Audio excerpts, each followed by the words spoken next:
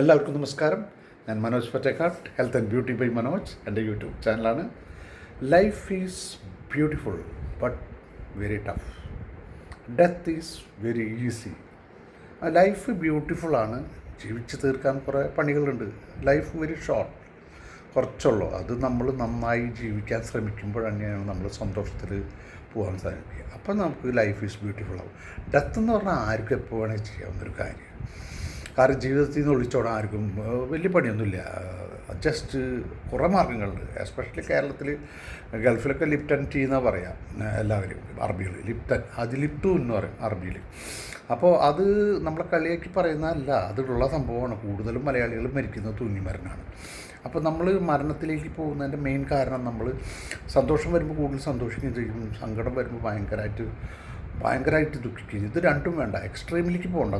നമ്മൾ നമ്മുടെ കാര്യങ്ങൾ മനസ്സിലാക്കിക്കൊണ്ട് മറ്റുള്ളവരെ കമ്പയർ ചെയ്യാണ്ട് നമ്മുടെ ലൈഫിൽ വരുന്ന ചെറിയ മാറ്റങ്ങൾ നമ്മൾ ഫേസ് ചെയ്ത് പോവുകയാണെങ്കിൽ ലൈഫ് കുറച്ച് ബുദ്ധിമുട്ടുണ്ട്, അതൊക്കെ നമ്മൾ തരണം ചെയ്ത് വീണ്ടും നമ്മൾ പഴയതിലേക്ക് തന്നെ തിരിച്ച് കയറി വരും. എന്തായാലും ഡിപ്പുകൾ വരും.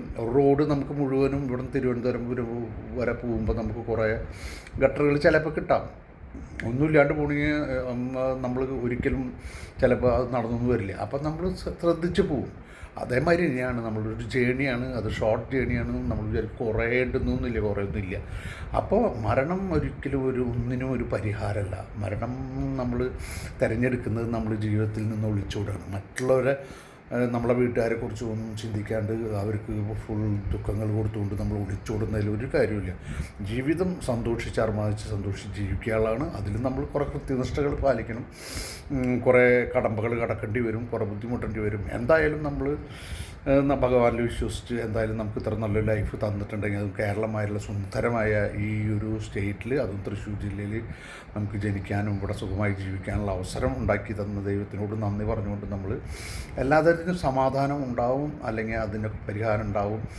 പറഞ്ഞ മാതിരി, കാരണം വെച്ചാൽ ഒരു രാത്രി ഉണ്ടെങ്കിൽ പകലുണ്ട്, ഒരു വെളിച്ചുണ്ടെങ്കിൽ ഒരു ഇരുട്ടുണ്ട്. അതേമാതിരി ഒരു ജീവിതത്തിന് ഒരു മോശം വശം ഉണ്ടെങ്കിൽ അതിന് നല്ല വശം ഉണ്ടാവും. പ്രതീക്ഷകൾ എപ്പോഴും വേണം. നല്ലതിന് വേണ്ടി നമ്മൾ പ്രയത്നിക്കേണ്ടി വരും. ഹാർഡ് വർക്കല്ല, സ്മാർട്ട് വർക്ക് ചെയ്യേണ്ടി വരും. ഇതൊക്കെ ചെയ്തുകൊണ്ട് നമ്മൾ മുന്നോട്ട് പോയി കഴിഞ്ഞാൽ നമ്മൾ മരണം എന്ന് പറയുന്നത് ഒരു പരിഹാരമല്ല, അതൊരു ശരിക്കും ഒളിച്ചോട്ടാണ്. അതിനെ ശ്രമിക്കാതിരിക്കുക. ഇപ്പോൾ ധാരാളം കൂടി വരുന്നുണ്ട് കുട്ടികളായാലും. എന്താ കാരണം എന്ന് വെച്ച് കഴിഞ്ഞാൽ അവരൊന്നും ഫേസ് ചെയ്തിട്ടില്ല.